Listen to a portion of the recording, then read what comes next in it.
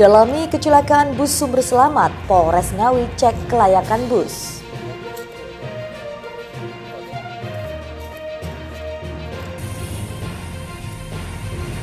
Truk trailer kabur usai tabrak pemotor hingga tewas di Pantura, Lamongan.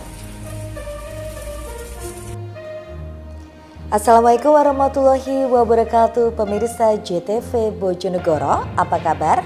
Kembali pada informasi aktual Sketsa Bengawan, hadir dengan serangkaian informasi dari Kabupaten Bojonegoro dan sekitarnya. Bersama saya Aisyah Tilawah, inilah Sketsa Bengawan untuk Anda.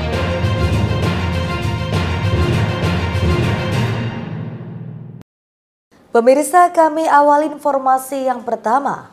Satlantas Polres Ngawi dan Dinas Perhubungan melakukan pendalaman terkait penyebab kecelakaan tunggal bus sumber selamat.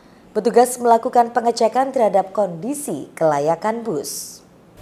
Satlantas Polres Ngawi menggandeng Balai Besar Pengujian Kendaraan Dinas Perhubungan setempat untuk melakukan rem cek pada bus sumber selamat yang mengalami kecelakaan tunggal.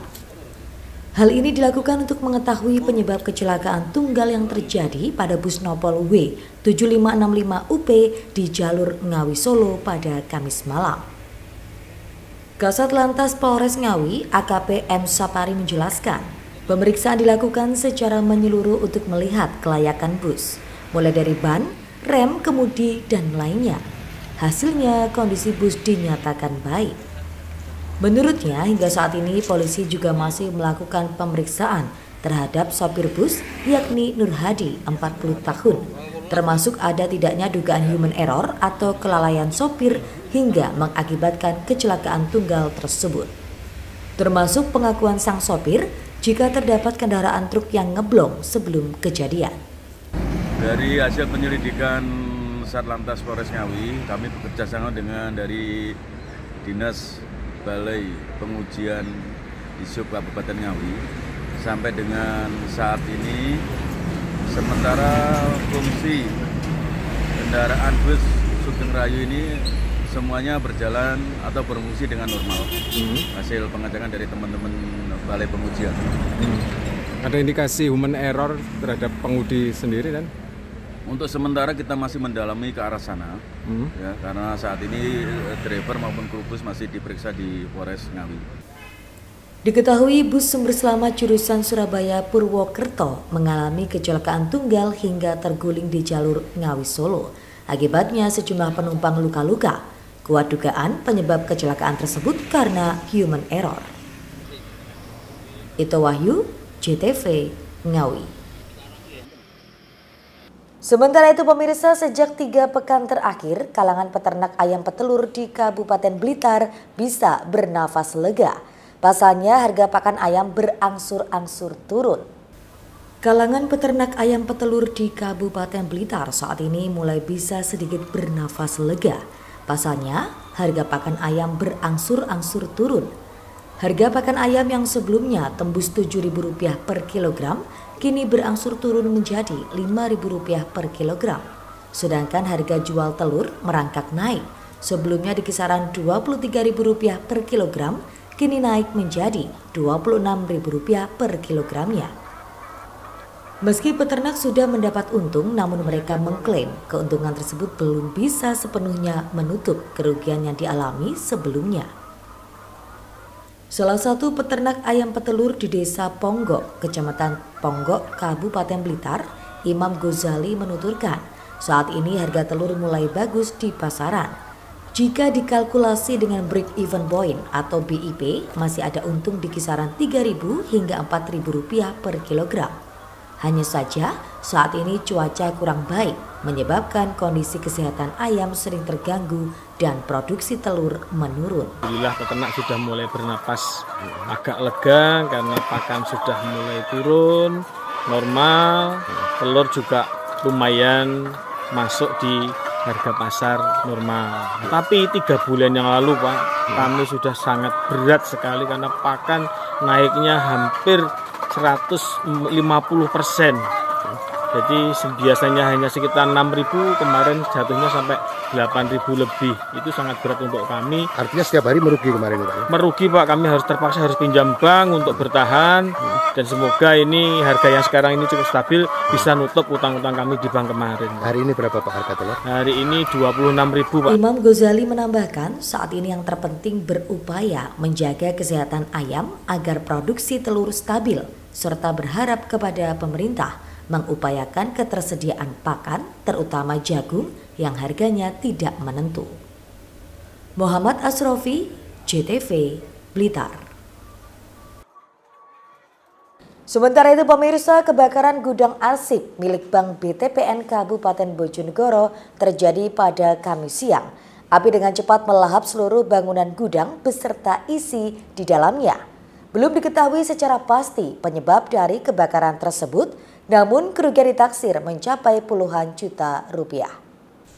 Kebakaran hebat melanda gudang arsip milik Bank BTPN di Jalan Teuku Umar, Kelurahan Kadipaten, Kecamatan Bojonegoro Kota, Kabupaten Bojonegoro, Kamis siang. Api dengan cepat membesar dan merambat ke seluruh bagian bangunan. Petugas dari Dinas Pemadam Kebakaran dan Penyelamatan Bojonegoro yang tiba di lokasi kejadian langsung bergerak cepat untuk memadamkan api. Namun kobaran api telah membakar seluruh sisi bangunan gudang arsip beserta isinya. Agar api tidak menjalar ke bangunan samping gudang, petugas bahkan harus memanjat ke samping atap gedung untuk memadamkan api. Api baru bisa dipadamkan setelah petugas mengerahkan 18 personil beserta 2 fire truck dan 2 unit fire komando. Kepala Dinas Pemadam Kebakaran dan Penyelamatan Kabupaten Bojonegoro, Ahmad Gunawan, mengatakan belum diketahui secara pasti penyebab kebakaran dan sumber api pertama kali muncul. Saat ini pihaknya bersama petugas kepolisian masih melakukan penyelidikan. Ya, kami tadi menerima laporan sekitar pukul 12.46. Ternyata setelah kami datangi di lokasi, kami lakukan penanganan kurang lebih sekarang pukul 13.36. Di kurang lebih 1 jam. Ini sudah terkendali apinya. Yang terbakar adalah fasilitas di lingkup kantor Bank BTPN di bagian paling belakang. Itu menurut informasinya adalah gudang tempat penyimpanan arsip-arsip dan barang-barang cairan-cairan pembersih. Tidak ada korban jiwa maupun luka dalam kejadian tersebut, namun kerugian ditaksir mencapai 60 juta rupiah. Edo Jody Aldian, JTV Bojonegoro. Pemirsa, truk trailer kabur usai tabrak pemotor hingga tewas di jalur Pantura, Lamongan. Informasi selengkapnya kami hadirkan sesaat lagi.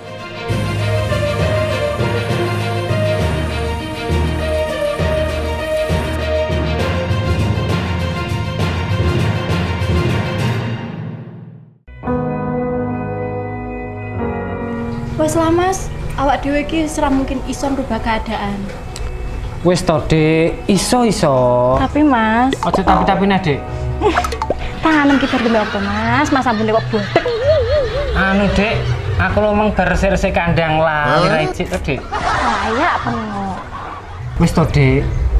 Dewi iso ngerubah keadaan. Terus piye carane? Ya carane aja golput, Dik. Iling, sediluk maneh Pilkada Bojonegoro. Iki lho. Iki tahap-tahapane. Ojo lali, tanggal 17 November 2024 teko nang TPS coblos pilihan. Suarane awak dhewe iki iso nentuno masa depan Bojonegoro 5 tahun ke depan. Piye? Ojo lali lho, Dek. Terserah awak Mas. Loh, masalah pilkada ojo terserah. Ojo lali nyoblos ya, Dah. Bupati dan Wakil Bupati Bojonegoro.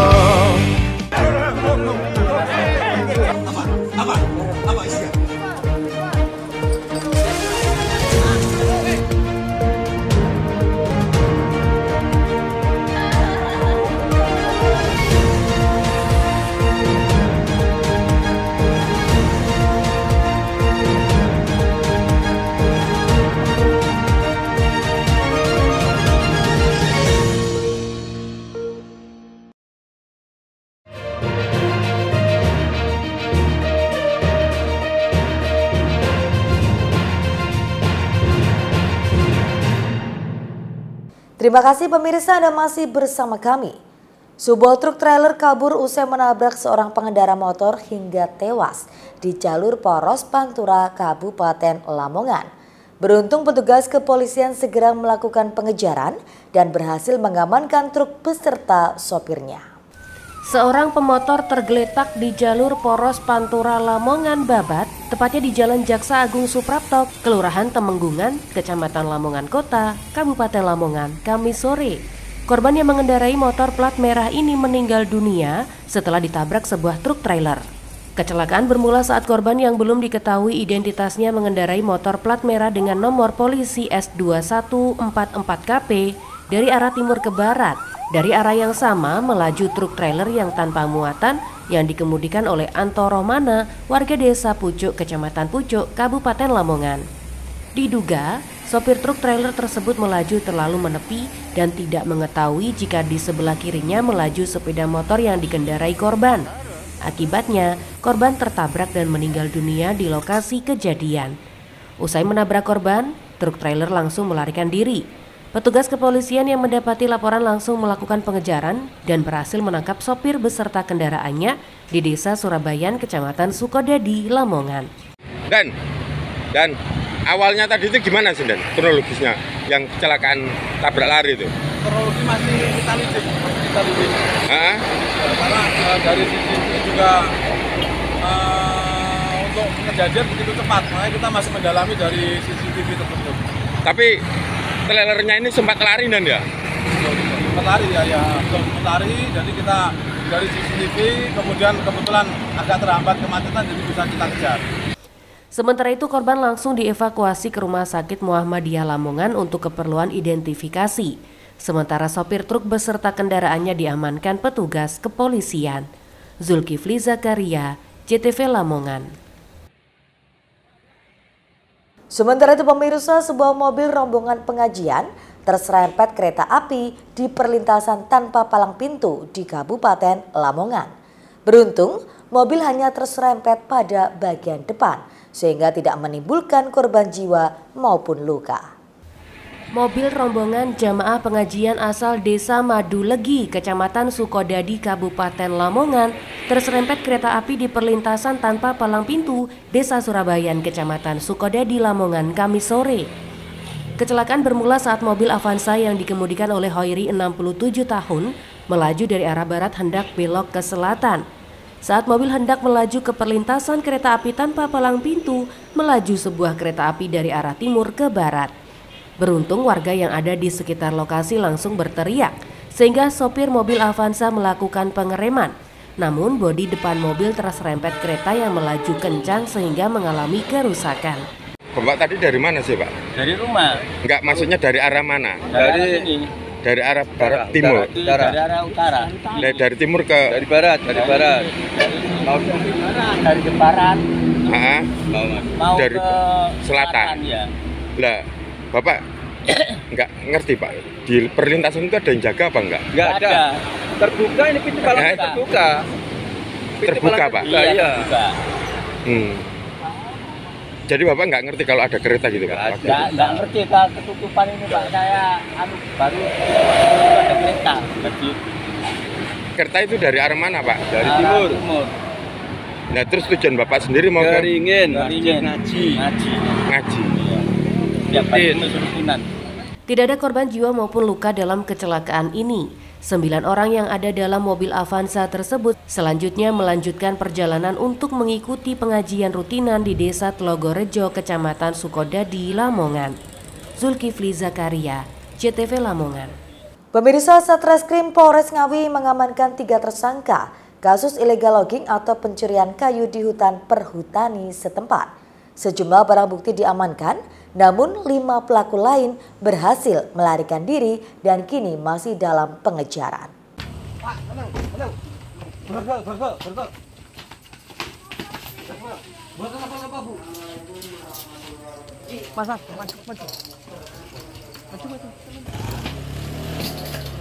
Satreskrim Polres Ngawi mengamankan 3 tersangka kasus illegal logging atau pencurian kayu di hutan perhutani setempat.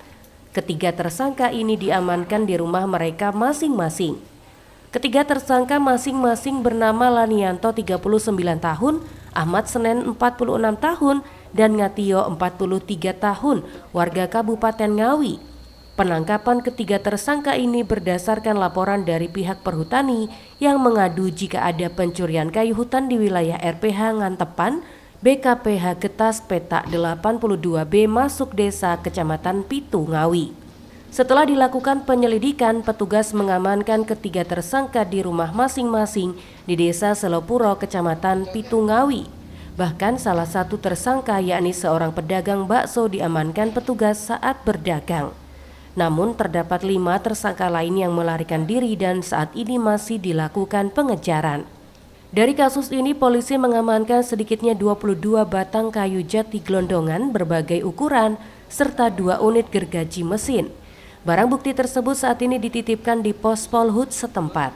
82B dan 2 di Jalan Pekat Sawah, Dusun Ngambong, Kecamatan Pitu.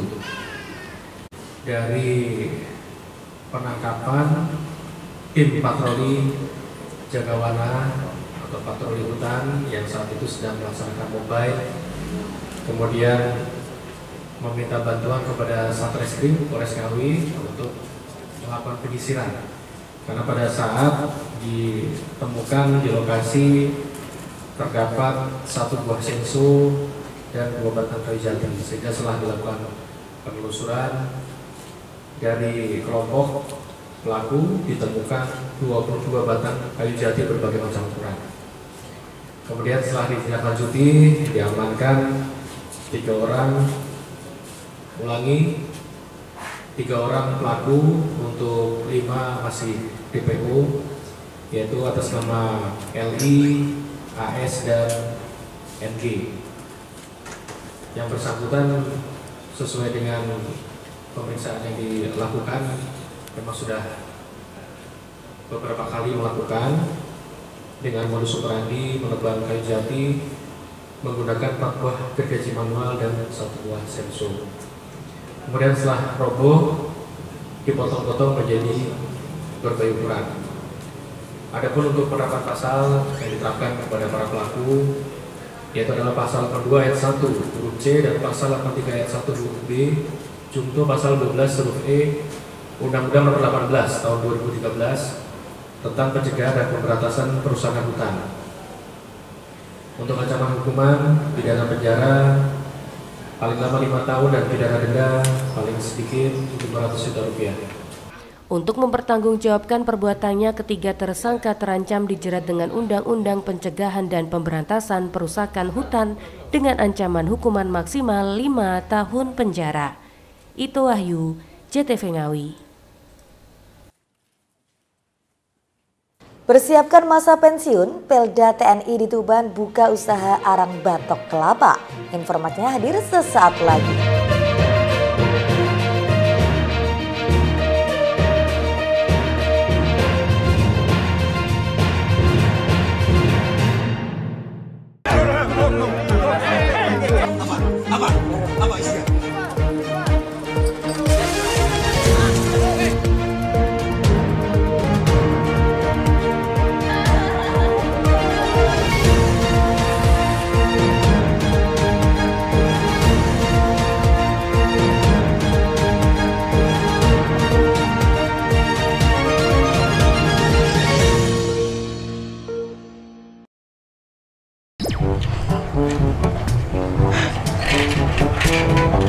Lho. Bapak ki wis bolak-balik ngendari awakmu to. Aja cedak-cedak karo bocah cok iki.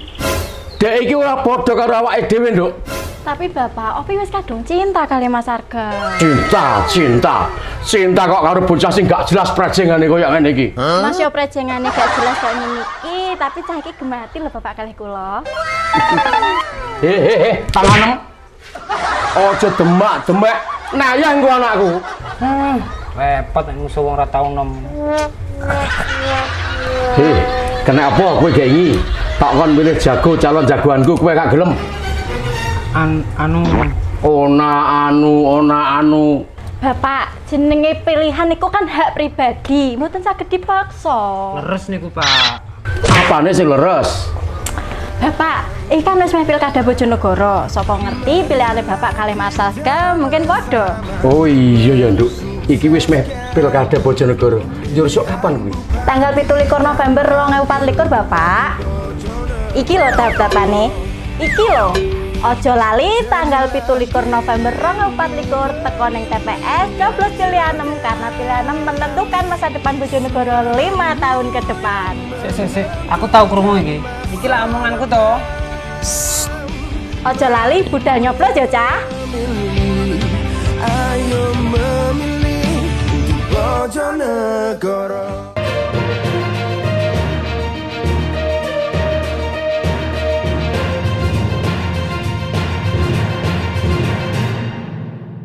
Pemirsa, Anda masih di Sketsa Bengawan.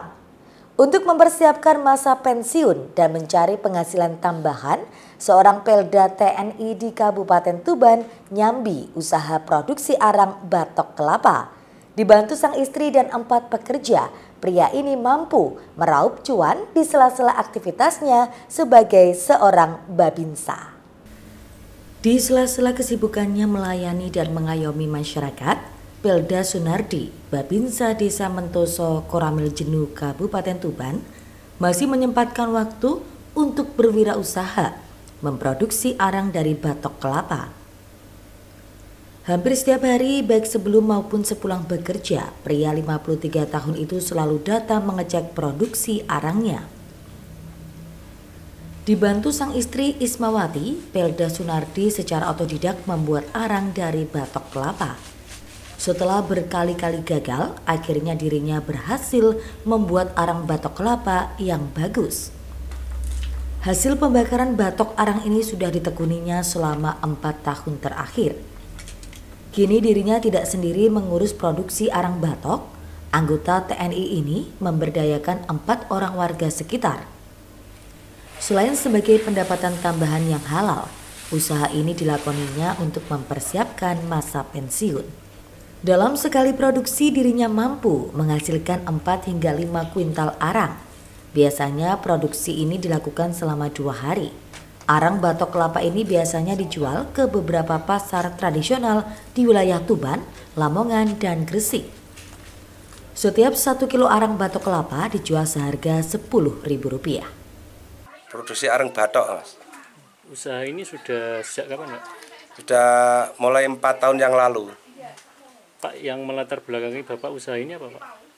Pertama untuk mencukupi kebutuhan keluarga, yang kedua untuk ini Mas, saya kan sudah mau pensiun.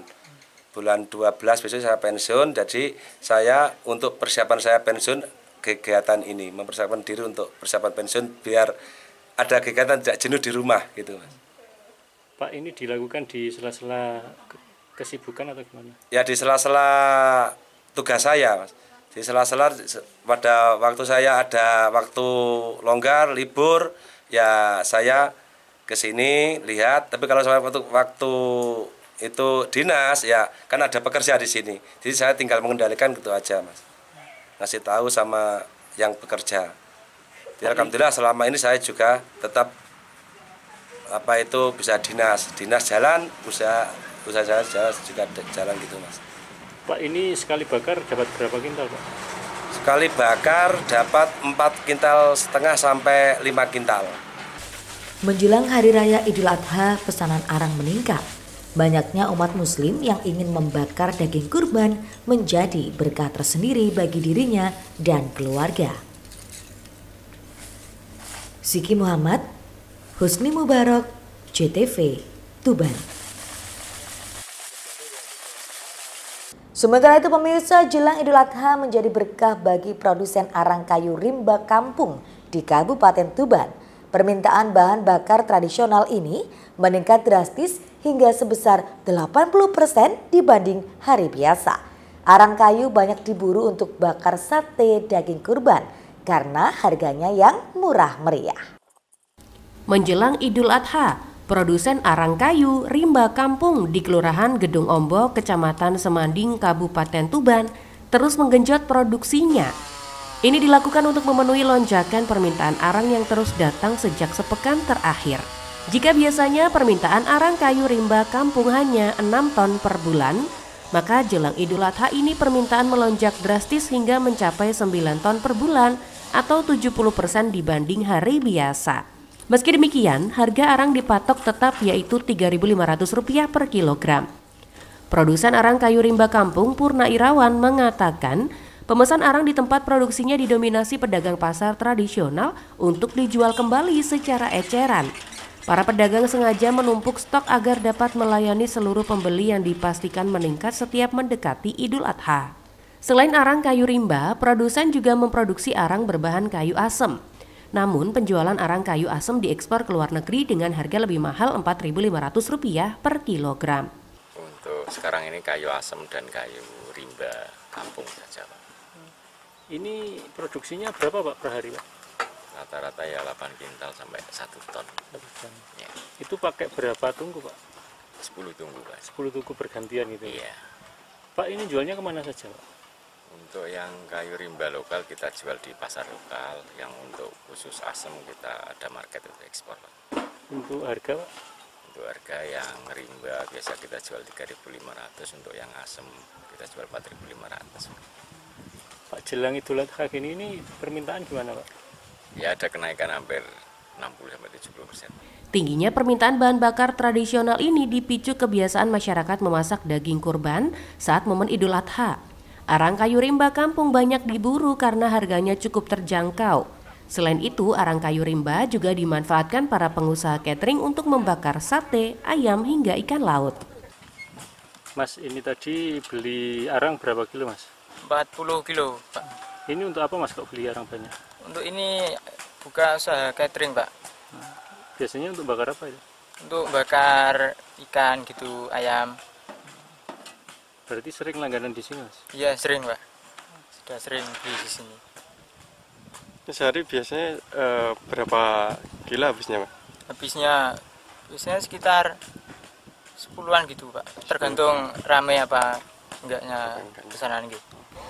Lonjakan permintaan arang kayu rimba kampung diprediksi masih akan terus berlanjut hingga Idul Adha usai.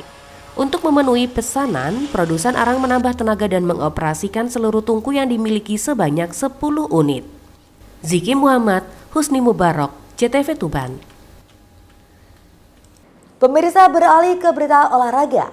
Persibo Bojonegoro melakoni pertandingan terakhir penyisian grup 7 Liga 3 Nasional dengan hasil imbang. Laskar Angling Dharma ditahan imbang Adiaksa Farmel FC 1-1.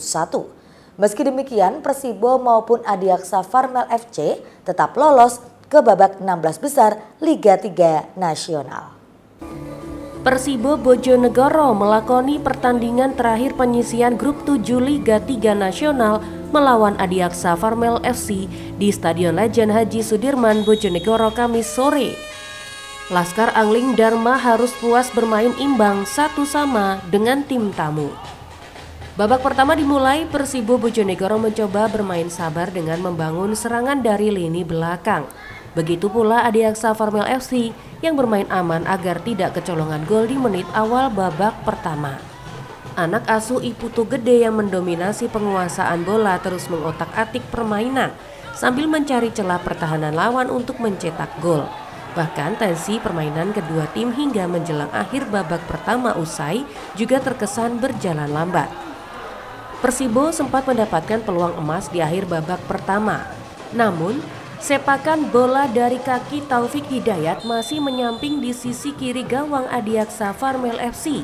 Skor 0-0 bertahan hingga babak pertama usai.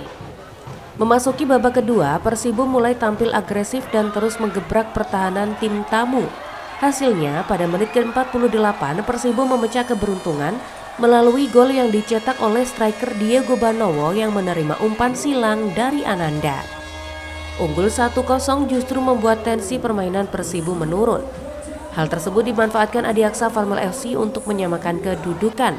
Serangan bertubi-tubi yang dilancarkan tim tamu berbuah manis. Mereka berhasil menyamakan kedudukan menjadi 1-1 melalui gol pemain mereka bernomor punggung 10. Setelah memanfaatkan kemelut di dalam kotak penalti Persibo, skor 1-1 bertahan hingga babak kedua usai. Asisten pelatih Persibo Bojonegoro, Bijahil Calwa, mengaku hasil tersebut termasuk maksimal. Ia mengakui jika pada babak pertama, para pemainnya bermain di luar ekspektasi. Atas hasil ini, Persibo akan melakukan evaluasi untuk menyongsong babak 16 besar Liga 3 Nasional. Kalau menurut hasil, kita sebenarnya hasil tetap maksimal ya untuk 1 poin bersih di kandang, karena mau gimana lagi kita tuan rumah harus juara grup. Tapi alhamdulillah kalau hasilnya memang draw ya kita tidak ada masalah. Cuma yang penting tadi babak pertama sempat agak pemain agak kurang di luar ekspektasi, tapi alhamdulillah babak kedua udah meningkat. Jadi untuk kedepannya mungkin insya Allah kita perbaiki mulai pelan-pelan, karena 16 besar lawan kita berat, 16 besar kita berat. Mungkin kita rotasi sebagian kemarin, ada yang main, ada yang tidak. Nah itu mungkin peralihan dari situ anak-anak mungkin agak ya perlu ditingkatkan lagi. Sementara itu, Head Coach Adiaksa Farmel FC, Ade Suhendra, mengaku bersyukur bisa menahan imbang tuan rumah. Ia mengungkapkan timnya bertanding dengan skuad pas-pasan. Pasalnya, sejumlah pemain andalannya mendapat akumulasi kartu dan sebagian lainnya mengalami cedera. Ya, yang pertama saya syukuri ya hasil, alhamdulillah kita bisa menahan imbang Persibo 1-1. Jujur aja saya cukup kesulitan ya menjelang pertandingan karena ada 2 pemain saya dirawat di rumah sakit Bayangkara, kemudian ada 3 pemain saya yang akumulasi kartu sehingga tidak bisa main. Jadi kita nggak bisa tampil dengan kekuatan penuh. Tapi alhamdulillah kita syukuri bahwa pemain yang ada yang menggantikan tetap dengan performa yang sama sehingga bisa kita mencoba untuk mengimbangi Persibo. Hasil imbang ini membuat Persibo Bojonegoro dan Adiaksa Farmel FC melaju ke babak 16 besar Liga 3 Nasional. Persibo Bojonegoro finish di puncak klasemen grup 7, sedangkan Adiaksa Farmel FC berada di posisi kedua. Edo Jody Aldian, JTV Bojonegoro. Pemirsa, berakhir sudah kebersamaan kita dalam sketsa Bengawan edisi kali ini. Jangan lupa follow akun sosial media kami sebagai berikut. Akhirnya mewakili kerabat kerja yang bertugas, saya pamit undur diri. Terima kasih dan sampai jumpa. Wassalamualaikum warahmatullahi wabarakatuh. Salam JTV Bojonegoro.